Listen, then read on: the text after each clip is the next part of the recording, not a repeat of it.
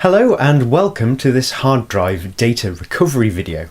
Now the drive we are going to try and recover the data from is this laptop hard drive. Now when you're repairing a hard drive, the first thing to do is have a listen to how it sounds, because that can tell a lot about what's actually wrong with it. So let's plug this into an external drive enclosure and see what kind of sound it makes.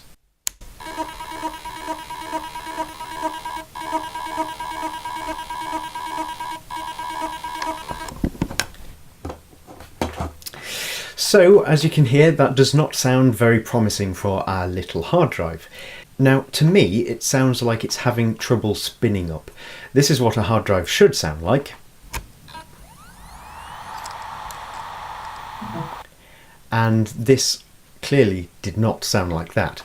So, what that says to me is that perhaps the motor has gone, but I think the more likely reason for it not spinning up is that the hard drive heads have gotten stuck on the hard drive platter, which is preventing it from starting to spin. So the first thing you can try is hit it sideways onto a table surface. You can try it whilst it's trying to spin up, because it can actually help to get the heads loose. But this can obviously cause damage. So I stress, only do it if you can't afford data recovery. So that's the first thing you can try. And if that doesn't work, what you can try doing is what this video is actually going to be about, which is opening the drive and moving the heads off the platters manually. So to open a drive, you need a set of Torx screwdriver bits and a screwdriver, obviously. So the first thing to do is just select a screwdriver bit that actually fits your screws. In most laptop drives this is T6, so that's the screwdriver bit I'm going to use. And then we can begin just to remove this top cover.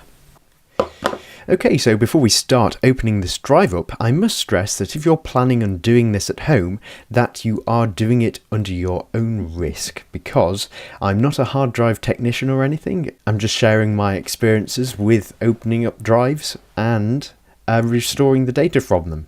Okay, so with that out of the way, let's begin opening this up. Now, you've probably heard that opening a drive in anything but a clean room causes the drive to be destroyed, basically. And there is kind of truth in this, but I'm not sure how much of it is true, because I think some of it is just sort of like scare stories spread by data recovery centres so that they get more sort of business. But it is true that you do want to keep dust landing inside here to a minimum, because I suppose it can interfere with the heads reading the data, but I don't think it causes anything to be destroyed. It just interferes, really. So when you are opening up your drive, just make sure that you try and keep it as clean as possible. And before you put the lid back on, just blow on it just to make sure that any dust that has landed on it has been blown off. But if there are some leftover bits of dust, these are likely to fly off the platter when the hard drive is turned on by both centrifugal force and by the draft that's caused when it's on. And there is a little filter, which I'll point out later, which does catch stray particles, so it's not too much of an issue.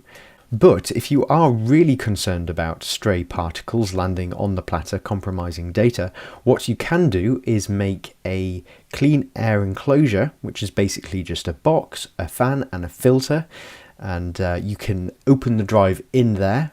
I might make a video later at some point on how to make one of these clean air enclosures, but it does just depend on the demand, because it's a bit of a niche thing to sort of want, really. Anyway, so once you've gotten all the screws undone, there is usually one last screw under the sticker, and you can usually find it by scratching the surface with your fingernail until you find an indentation, and then once you find it, you can stick your screwdriver through the sticker and undo it that way.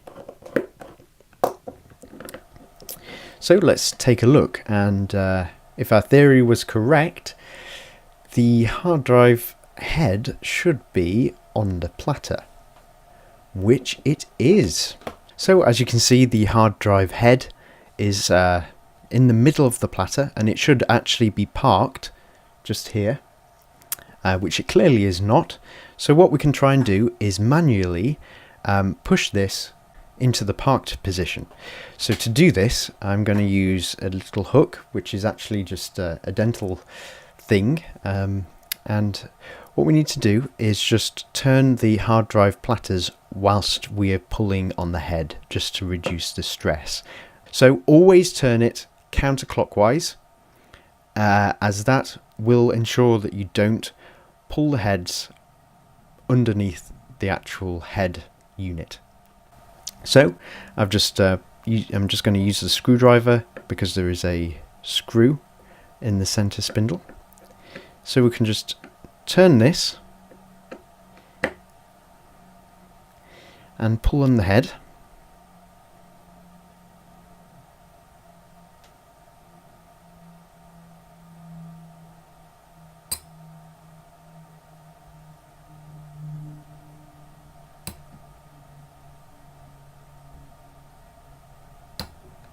And there we go. As you could hear, that sounded like they were really stuck, so I have no idea whether this drive is actually going to work after being so stuck. Just check the drive for any big particles, and it seems okay, so we'll just put the lid back on. And by the way, this is the little filter I was talking about, and this catches any particles that might have landed on the hard drive platter. So we'll just put the lid back on and see whether it works. So now that the hard drive is back together, let's get the hard drive caddy and plug it in, and just see if it starts spinning and whether it is detected by the operating system. And it's worth noting that I do have disk management open, so that we can see whether the drive is detected by the computer, because sometimes it might have an incompatible drive letter and then wouldn't be mounted. So we've just got disk management open so that we can see all drives that are connected to the system. So let's turn it on and hopefully it'll spin up. Oh my goodness! There it is! There's the drive, 232 gigabytes, detected and successfully working. So we'll just add a drive letter to it, and hopefully all the data will be accessible. So I've just added the drive letter to one of the partitions, as you saw, and here are the files, all on that drive. So hopefully I'll be able to get all these off, but it does look like they are accessible.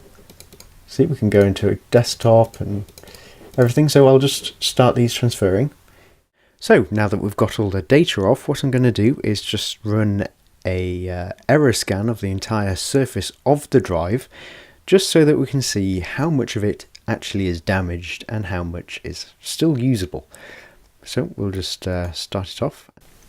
Right, so as you can see, the scan is detecting a few damaged, inaccessible sectors. Now, I think that these have been caused by the head actually making contact with the platters, rather than particles that were let into the drive, because it really was quite stuck. So I'm actually quite surprised it's not worse than this, but it's just worth noting that the percent of damaged blocks is only 2%, which means that even if it was 100% full, 98% of the data would be able to be recovered, which is it's a decent number. So I hope that if you have had the same issue with your hard drive, that this video has been somewhat useful in helping you to fix it. Now, good luck if you do attempt it, and remember that it is at your own risk. So I hope you've enjoyed this video, and if you are interested in DIY things, you can perhaps check out my channel and maybe subscribe if you think it's interesting enough. I'm Matt, and thank you for watching. Oh, by the way, in my next video, I think I might try transplanting some hard drive platters just to see whether it works. So stay tuned for that. Okay, goodbye.